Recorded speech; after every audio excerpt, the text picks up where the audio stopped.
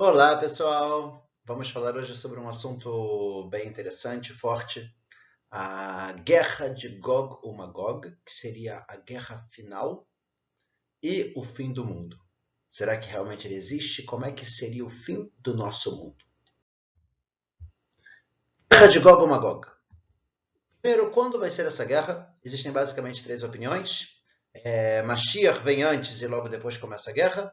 Mashiach vem depois da guerra ou Mashiach vem no meio da guerra, ou seja, todas as opiniões possíveis, mas com certeza muito próximo da vinda de Mashiach. Hafetz Haim foi um grande sábio do nosso povo. Ele fala que essa guerra se divide em três partes. A primeira foi a Primeira Guerra Mundial. O Hafetz Haim ele viveu durante a época da Primeira Guerra Mundial e ele falou que a segunda parte seria 25 anos depois. Isso foi a Segunda Guerra Mundial. Só que ele fala que ainda haveria uma terceira parte. Ele não fala a data, mas ele fala que justamente de lá sairia a salvação. Ou seja, a princípio ainda teria mais uma guerra. Quem é exatamente Gog ou Magog? Contra quem vai ser essa guerra? A gente tem basicamente três opiniões dos nossos sábios que tentam determinar aonde é esse local. Existe a opinião do Targum Yonatan Ben Uziel que fala que é na Germânia, seria a Alemanha. Existe a opinião do Talmud Yerushalmi que fala que seria Gitia. Esses são os dois principais nomes, tem outros nomes que nossos sábios trazem, mas que se assemelham muito a esses dois. E o Rav Sadia Gaon fala que seria um país na região do Irã e Iraque. E que a gente não sabe exatamente que país seria esse. Baseado nisso, Germânia, Alemanha, Gitia, que a gente não sabe onde é, ou um país relacionado com a região do Irã ou Iraque, que talvez está um pouco mais abrangente. Já aconteceu. O Rav Mordechai Eliyahu foi rabino-chefe de Israel, um grande cabalista, e o próprio Rebbe de Lubavitch, eles falam que já aconteceu. Como a gente falou, uma das opiniões se chama Germânia, Alemanha, e por isso eles falam que essa guerra final foi o que aconteceu no Holocausto. E logo após o Holocausto a gente começa o processo de salvação com o início do Estado de Israel.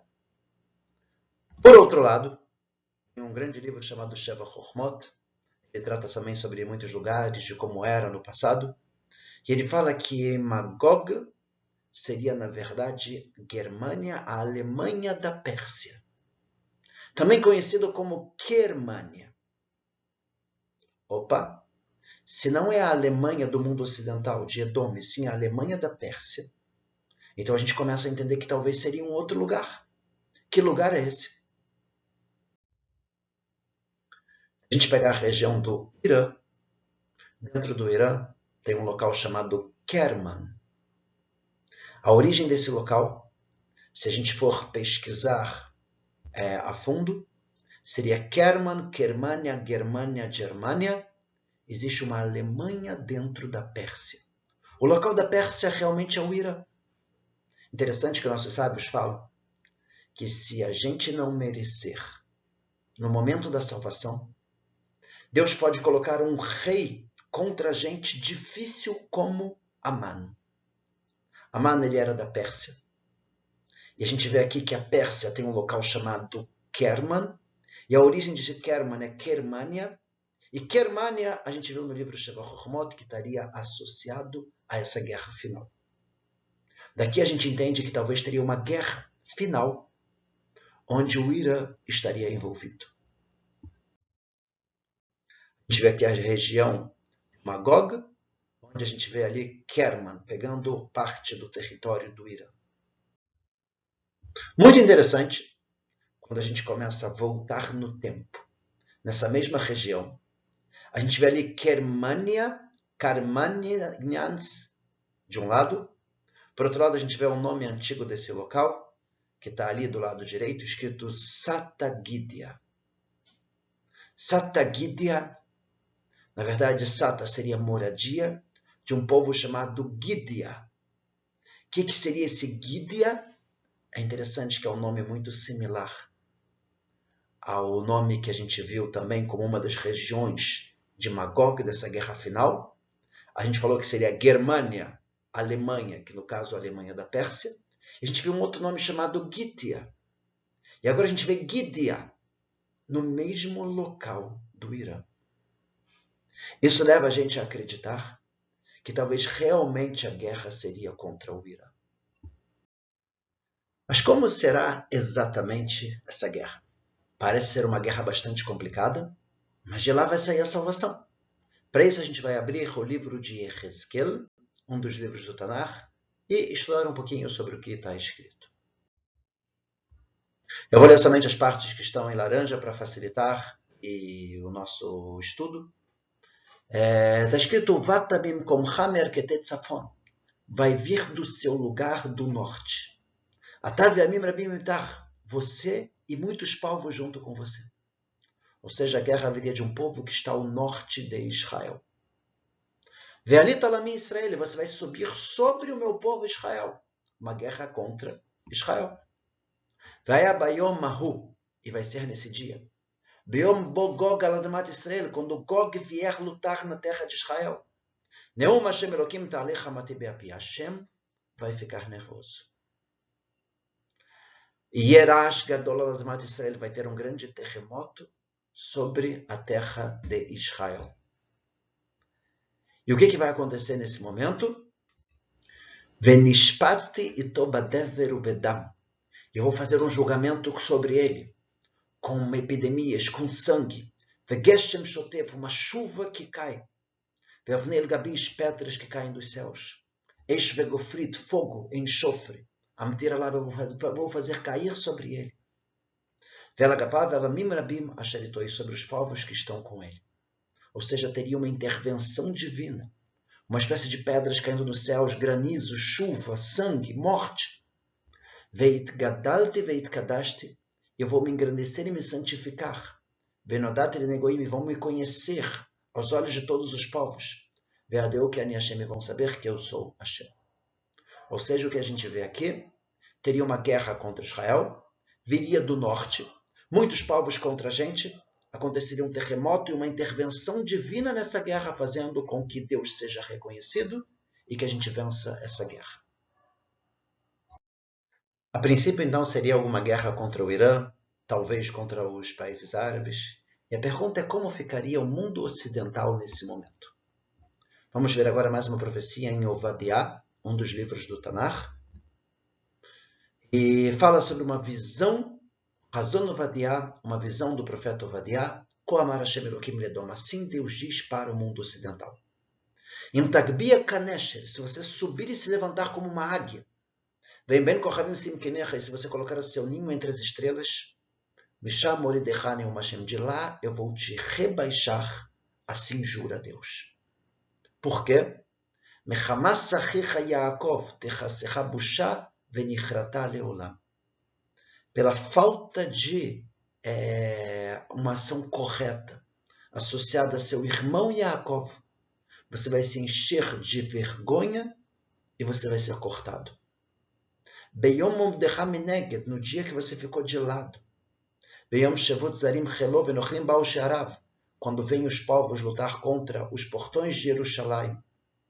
Ve'Jerusalém yadugoral gamata kechad mehem, você que não fez nada, que não participou, que não ajudou, você acaba sendo como um deles. Ou seja, parece daqui que a gente não teria nenhum apoio do mundo ocidental. E quando chegar no momento complicado de uma grande guerra, a nossa salvação viria somente e unicamente de Deus. E o que seria o famoso Armagedon? Vamos ver a profecia no livro de Zechariah, também falando sobre essa guerra final, na nossa Torá escrita. E vai ser nesse dia, eu vou querer destruir todos os povos que estão indo contra Jerusalém. Eu vou derramar sobre a casa de David e sobre os habitantes de Jerusalém um espírito de simpatia e piedade. Bayom Ahui, nesse dia,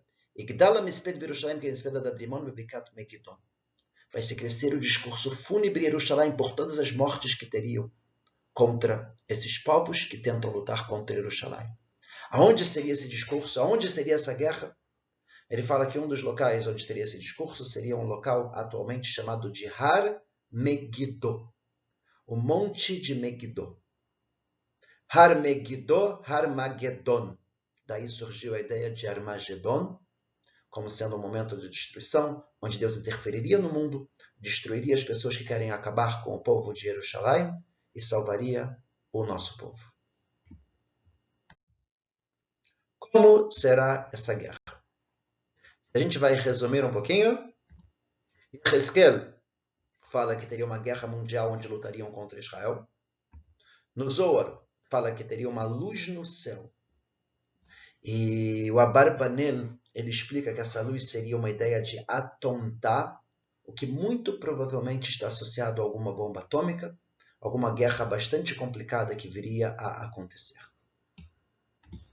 O profeta Ovadiah fala que Edom, o mundo ocidental, ficaria observando e não participaria da guerra. E em Yehezkel fala que haverá milagres nessa guerra, como terremoto, chuva, granizo e fogo. Acabaria, infelizmente, tendo muitas mortes, inclusive uma epidemia e etc., o que seria uma situação bastante complicada, o que está previsto para essa guerra final. Mas por que essa guerra? Primeiro motivo para que todos reconheçam o reinado de Hashem e sua supervisão no mundo. Opa, chegou o momento de Deus se revelar, mostrar que o mundo não é oba-oba e que se faz o que quer. Tem uma regra, existe um dono do mundo e que ele supervisiona tudo o que acontece. Segundo motivo seria um julgamento dos povos por tudo que fizeram conosco durante as gerações e tudo que eles fizeram de forma geral em suas vidas. Teria também um julgamento. Purificar o povo de Israel, muitas vezes através do medo, da união, da gente se aproximar e rezar para Deus que a gente possa se salvar desse grande problema. E qual é o objetivo final do nosso mundo? Revelação de Deus no mundo. Se Deus se revela no mundo, esse é o objetivo máximo de prazer que todos os seres humanos poderiam ter. Haveria o fim do livre-arbítrio. Está escrito que teria o fim dos pecados e não dos pecadores. As pessoas continuariam existindo, mas não teria mais aquela vontade de fazer o mal. Automaticamente, o fim do mal do nosso mundo. O fim dos sofrimentos, doenças, guerras, mortes. Vai acabar todos os problemas. Todos reconhecerão a Deus, abandonarão a idolatria. Todos reconhecerão a verdade da Torá. Volta para o nível anterior ao pecado de Adam e ao Olam Abá, que é um objetivo muito importante para a gente, conseguir consertar o pecado de Adam, consertar o pecado do bezerro de ouro. E por último, a gente considera que Deus seria o nosso rei. Um rei cheio de bondade, que só quer o bem. E ele se revelando, na verdade, acaba com todo o mal, e a gente consegue ter uma vida com muito mais valores e com muito mais alegria. Isso que a gente fala no Aleinu Leshaber, uma das principais rezas que a gente reza diariamente, que a gente espera esse momento da revelação de Deus, onde se acabe todo o mal e se acabe toda a idolatria, e que a gente possa com muita alegria colocar a Deus como sendo o nosso rei, tendo um grande prazer espiritual. O que mais haverá após essa guerra? Após essa guerra, a gente vai começar a entrar numa fase de milagres. A primeira fase da vinda de Mashiach seria uma fase totalmente normal e natural. A segunda fase seria a parte dos milagres. Um dos milagres que vai acontecer, que também é um dos princípios do judaísmo, é a ressurreição dos mortos. As pessoas que já morreram, que estão no plano espiritual, vão voltar para esse mundo. Porque esse mundo vai ser melhor do que o mundo espiritual. Como vão voltar exatamente não está escrito. Não necessariamente vai ser um monte de zumbis saindo da terra. Na verdade, o nível mais baixo da nossa alma tem o mesmo formato do nosso corpo físico. E se Deus quiser ressuscitar, trazendo esse nível da alma e materializando no mundo físico, isso seria muito fácil para Ele. Na prática, os mortos vão voltar.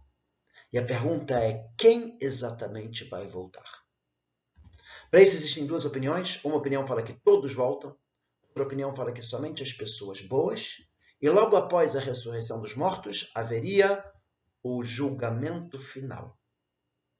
Porque esse julgamento é um julgamento sobre como as almas vão ficar nesse plano material que a gente está, já com a revelação de Deus por toda a eternidade. Qual o nível espiritual? É um julgamento associado a todas as almas, a todas as encarnações, um julgamento muito forte que vai definir o prazer que cada alma vai ter por toda a eternidade. E aí a gente chegaria num momento onde haveria uma certa destruição do mundo. Como seria isso exatamente? Tratado de Sanedrin no Talmud, Rav Katina, ele fala que o nosso mundo vai ter 6.000 anos e depois vai ter 1 milênio de destruição. 6.000 anos e 1 milênio de destruição. Lembrando que a gente está no ano 5.781. Quando chegar no ano 6.000, vai ser uma destruição do mundo, ou seja, falta muito pouco. E a gente precisa entender o porquê. O que isso quer dizer? Qual que é o objetivo? Tratado de Sanedrin, também, página 92b. O que acontecerá com os justos quando Deus renovar o mundo no ano 6.000? Deus fará para eles asas, como as águias, e estarão voando sobre as águas sem se cansar. Ou seja, o mundo se encheria de água, e pessoas boas estariam voando sobre as águas, sem se cansar. Ou seja, haveria também uma destruição do mundo. Aqui, eu acho que vale a gente explicar um pouquinho qual que é o objetivo disso. Quando Deus ele quiser se revelar no mundo, haveria 2 problemas básicos. O primeiro problema seria que o nosso corpo não está pronto para essa revelação. E se Deus se revela, automaticamente a gente morreria, nossa alma sairia do corpo. E o segundo problema é que o mundo não está pronto para essa revelação.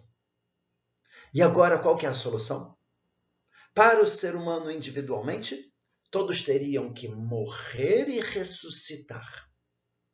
A ressurreição dos mortos que a gente falou, e eles voltariam com um corpo mais espiritualizado, que estaria pronto para receber essa revelação divina.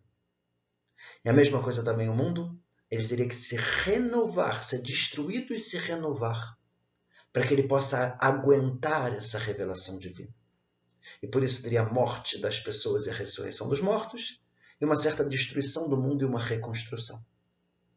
Porém, quando tiver essa reconstrução do mundo, as pessoas boas não vão morrer. Elas vão estar pairando sobre as águas sem se cansar. Esse é o motivo do mundo ser destruído. Ou seja, uma destruição para uma construção muito maior. O Derech Hashem, do Ramchal, também um grande cabalista, ele fala que depois de 1000 anos Deus renovará o mundo.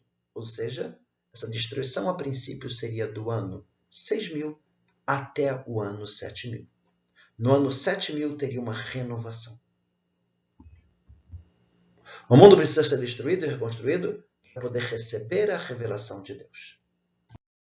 E como seria exatamente essa destruição do mundo? O Ketvei Aramban, Armanides, ele fala que o mundo voltaria ao nível de Tohu Vavohu, antes da criação.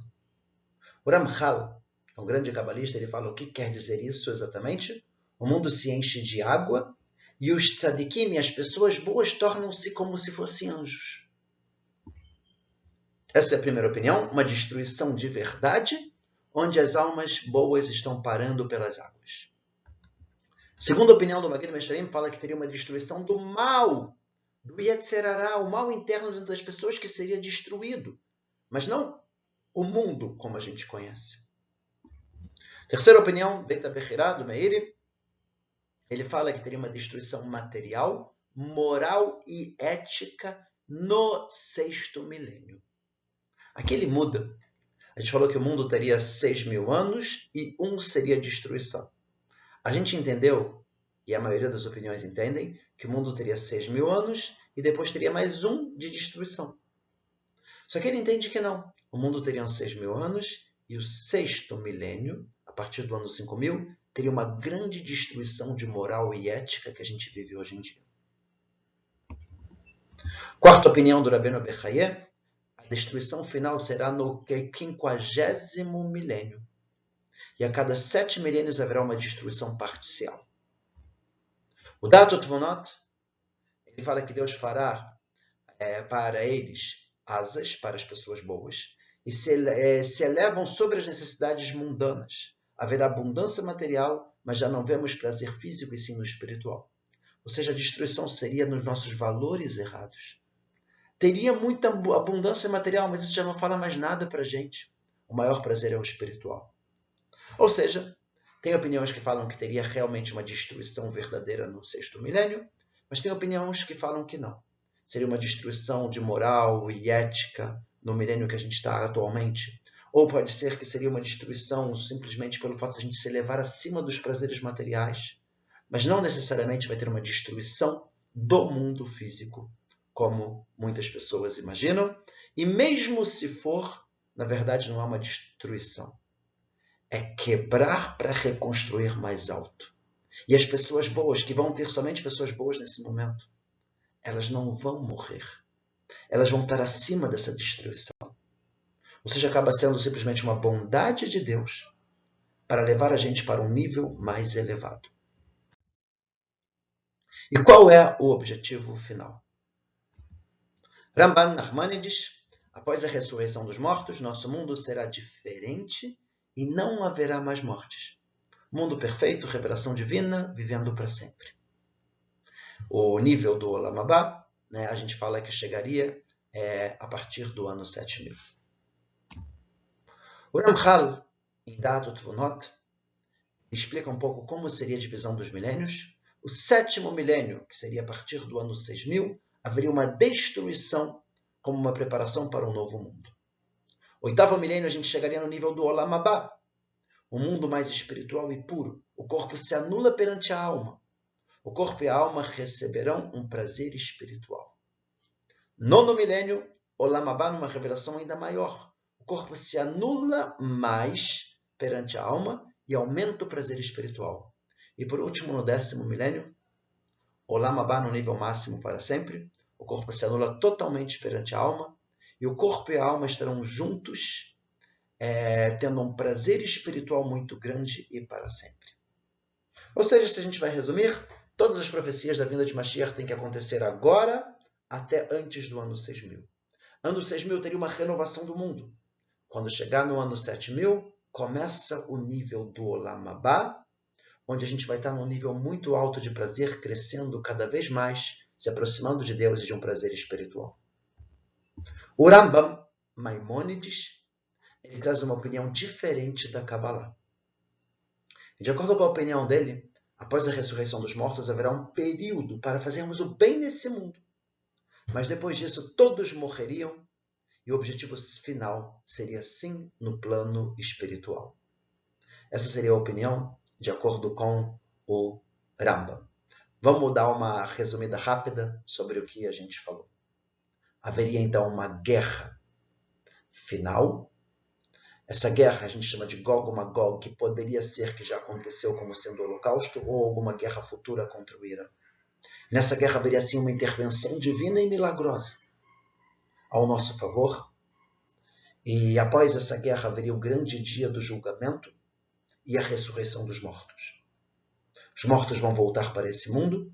Nosso mundo vai ser melhor do que o plano espiritual.